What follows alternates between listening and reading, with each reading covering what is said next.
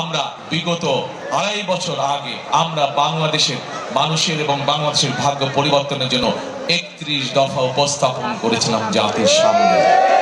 সেখানে আমরা মানুষের ভাগ্য পরিবর্তনের জন্য কতগুলো পরিকল্পনা গ্রহণ করেছি।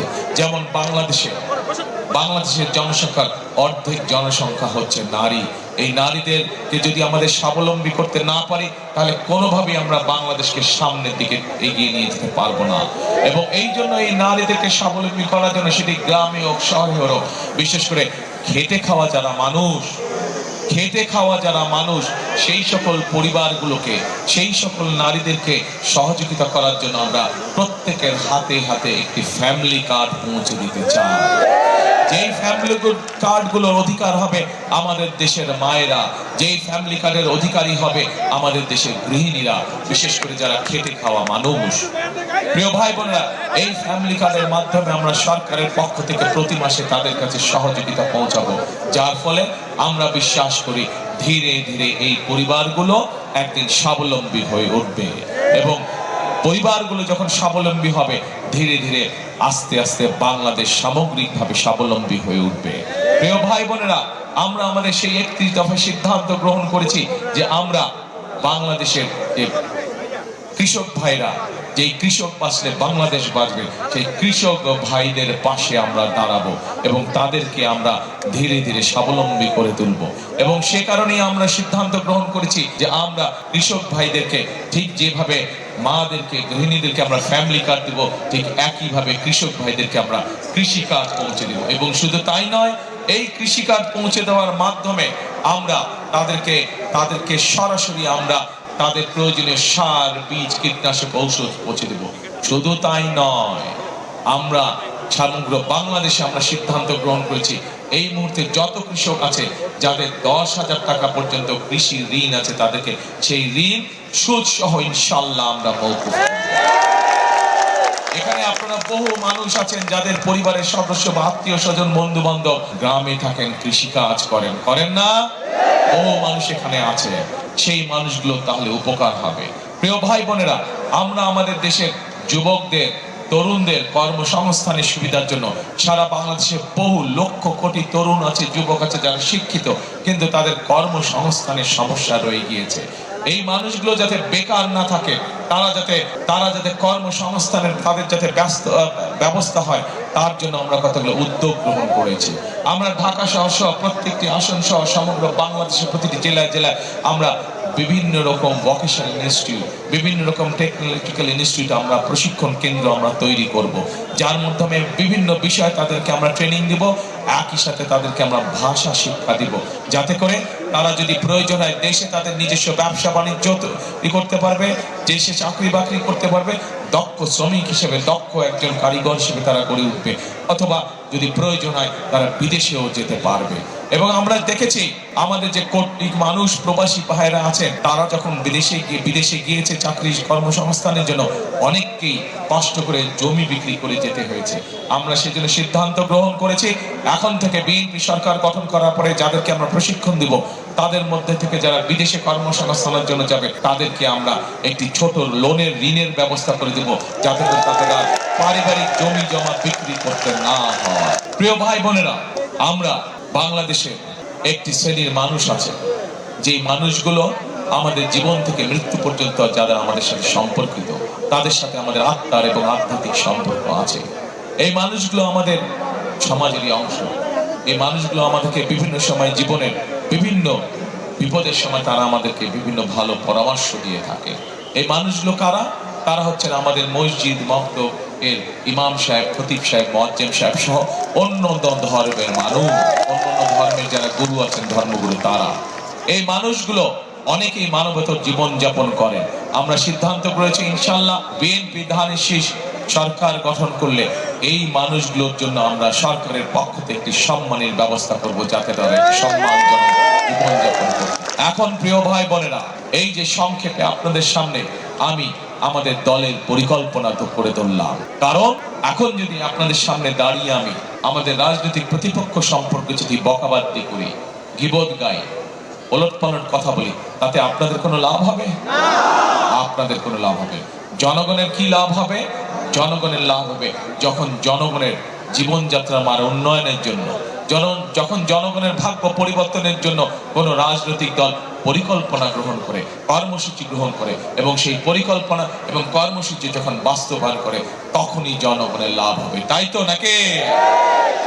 প্রিয় ভাই বোনেরা, আপনাদের সামনে অনেক রাজনৈতিক দলের নেতারা এসছে, অনেকে অনেক কথা বলেছে, কিন্তু চিন্তা করে দেখেন, এই মুহূর্তে একমাত্র বিএনপি ছাড়া, বাংলাদেশ জাতীয়তাবাদী দল ছাড়া আর কোন রাজনৈতিক দলের জনগণের ভাগ্য পরিবর্তনের কোন কর্মসূচি নেই।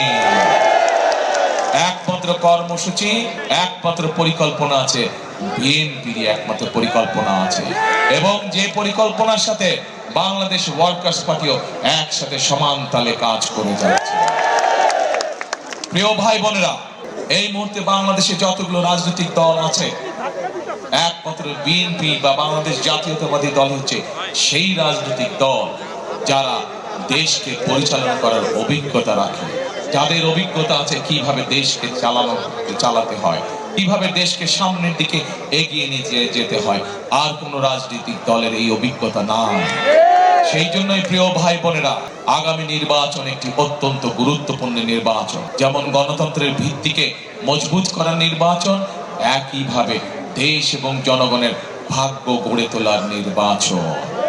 কাজেই আমাদেরকে এইখানে এই নির্বাচনে সঠিকভাবে সিদ্ধান্ত গ্রহণ করতে হবে, যেন আর কেউ বাংলাদেশের জনগণের রাজনৈতিক অধিকার ছিনিয়ে নিতে না পারে, আর কেউ বাংলাদেশের মানুষের ভাগ্য পরিবর্তনের রাজনীতিকে যাতে আর কেউ ছিনিয়ে নিতে না পারে, সেটি ষড়যন্ত্রের মাধ্যমে। প্রিয় ভাই বোনেরা, আমরা দেখেছি অতীতে কিভাবে বাংলাদেশের মানুষের রাজনৈতিক অধিকার ছিনিয়ে নেওয়া হয়েছিল। ঠিক একইভাবে এখনো একটি রাজনৈতিক দল বিভিন্ন ষড়যন্ত্রে মেতে উঠেছে। আমরা দুদিন আগে দেখেছি পত্রিকায় তাদের রাজনৈতিক দলের সদস্য, সেই রাজনৈতিক দলের সদস্য এই যে ভোটের যে সিল মারে, সেই নকল সিল তৈরি করতে গিয়ে আইন শৃঙ্খলা বাহিনীর ধরা পড়েছে। সেজন্যই আপনাদেরকে আমি বলবো, আপনাদেরকে সতর্ক থাকতে হবে, সজাগ থাকতে হবে, যাতে এই এলাকায় কোদাল মার্কার আমাদের যে প্রার্থী, বাংলাদেশ জাতীয়তাবাদী দলের সাথে যারা রাজপথে আন্দোলন সংগ্রামে ছিল বিগত আন্দোলন সংগ্রামের সময়, আমরা এই এলাকায় কোদাল মার্কার প্রার্থীকে আমরা দলের পক্ষ থেকে, বিএনপির পক্ষ থেকে দিয়েছি, যাতে কেউ ষড়যন্ত্র করে সেই নকল সিল দিয়ে অন্য কোনো রেজাল্ট করতে না পারে। সেই ব্যাপারে আপনাদেরকে সতর্ক থাকতে হবে প্রিয় ভাই বোনেরা, কারণ এইখানে কোদাল জেতা মানেই এখানে ধানের শীষ জেতা, এখানে কোদাল জেতা মানেই এলাকার উন্নয়ন হওয়া। কারণ এখানে কোদাল জিতলেই এবং বিএনপি ধানের শীষ সরকার গঠন করতে সক্ষম হলে আপনাদের এলাকার যেই সমস্যাগুলো এই এলাকার প্রার্থী, কোদাল প্রার্থী জনাব সাইফুল ইসলাম সাহেব বলেছেন, সেইগুলো তখন আমরা সমাধান করতে সক্ষম হব। প্রিয় ভাই, দেখতে পারে না? আচ্ছা, ঠিক আছে, আসছি, আপনাদের কাছে আসছি। এখন প্রিয় ভাই বোনেরা, আজকে এই যে নির্বাচনী সভা, এই নির্বাচনী সভা কিন্তু শুধু নির্বাচনী সভা থাকলে চলবে না। এই নির্বাচনী সভায় আমাদেরকে আজকে একটি শপথ বাক্য পাঠ করতে হবে। এই নির্বাচনী সভা আমাদেরকে আজকে প্রতিজ্ঞা করতে হবে যে আমরা আগামী দিনের রাজনীতি কি করব। আমাদের আগামী দিনের রাজনীতি হতে হবে দেশ গঠনের রাজনীতি। আমাদের আগামী দিনের রাজনীতি হতে হবে মানুষের ভাগ্য পরিবর্তনের রাজনীতি। প্রিয় ভাই বোনেরা, আমরা অতীতে আন্দোলন করেছি, সংগ্রাম করেছি, স্বৈরাচারকে এই দেশ থেকে আমরা বিতাড়িত করেছি। এখন হচ্ছে আমাদের দেশ গঠনের পালা, এখন হচ্ছে আমাদের মানুষের ভাগ্য পরিবর্তনের পালা, এবং সেই জন্যই আমাদের সকলকে কাঁধে কাঁধ মিলিয়ে একসাথে কাজ করতে হবে। এখানে একটু আগে সাইফুল হক সাহেব বলে গিয়েছেন ওনার বক্তব্যে যে শহীদ রাষ্ট্রপতি জিয়াউর রহমান এই কোদাল দিয়ে সমগ্র বাংলাদেশে খাল খনন কর্মসূচি শুরু করেছেন। ইনশাআল্লাহ এবার আমরা সরকার গঠন করার পরে আবারও আমরা সেই খাল খনন কর্মসূচি শুরু করব, এবং এই কোদাল দিয়ে আমরা সেই খাল খনন কর্মসূচি শুরু করবো সারা বাংলাদেশে। এই কোদাল দিয়ে এমনকি এই এলাকায় যে জলবদ্ধতা আছে, সেই জলবদ্ধতা আমরা এই কোদাল ব্যবহার করে জলবদ্ধতা ইনশাআল্লাহ আমরা দূর করব। প্রিয় ভাই বোনেরা, সেই জন্যই আমি সবসময় একটি কথা বলে থাকি, আমাদের নেত্রী শহীদ আমাদের নেত্রী বেগম খালেদা জিয়া, উনাকে আমি ওনার সন্তান হিসেবে জানি যে উনাকে স্বৈরাচার বিভিন্ন সময়ে বিভিন্ন প্রস্তাব পাঠিয়েছিল যে আপনি দেশ থেকে চলে যান, তাহলে আপনাকে জেল জুলুম খাটতে হবে না। কিন্তু দেশনেত্রী বেগম খালেদা জিয়া সেই সকল উপেক্ষা করে দেশের মানুষকে রেখে উনি কোথাও যান নাই। শত অত্যাচার, নির্যাতন, জেল জুলুমের পরেও তিনি বাংলাদেশের মানুষকে সাথে নিয়ে এই দেশে জীবনের শেষ দিন পর্যন্ত ছিলেন। প্রিয় ভাই বোনেরা, কারণ কি? কারণ দেশনেত্রী সকল সময় মনে করতেন যে এই বাংলাদেশী হচ্ছে তার প্রথম এবং এই বাংলাদেশী হচ্ছে তার শেষ ঠিকানা, এবং এই বাংলাদেশের জনগণই হচ্ছে তার আপনজন। সেই জন্যই মানুষকে ফেলে, এই দেশের মানুষকে ফেলে দেশনেত্রী খালেদা জিয়া কখনোই কোথাও যান নাই, জীবনের শেষ দিন পর্যন্ত এখানে ছিলেন। সেজন্যই প্রিয় ভাই বোনেরা, এই দেশ যেমন খালেদা জিয়ার প্রথম এবং শেষ ঠিকানা, এই দেশ এখানে উপস্থিত হাজারো মানুষের প্রথম, আমার আপনার আমাদের সকলের প্রথম এবং শেষ ঠিকানা।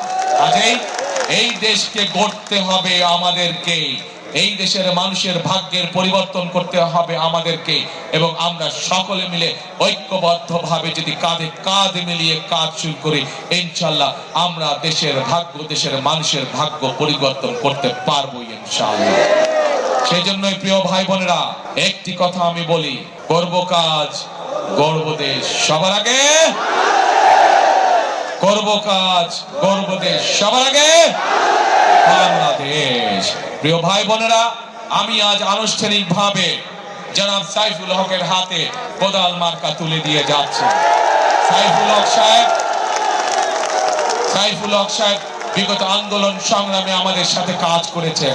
আমরা চাই উনাকে নিয়ে ধানের শীষ চাই, কোদালকে সাথে নিয়ে আগামী দিনে আমরা দেশ পুনর্গঠনের কাজে হাত দিব। আছেন তো আপনারা?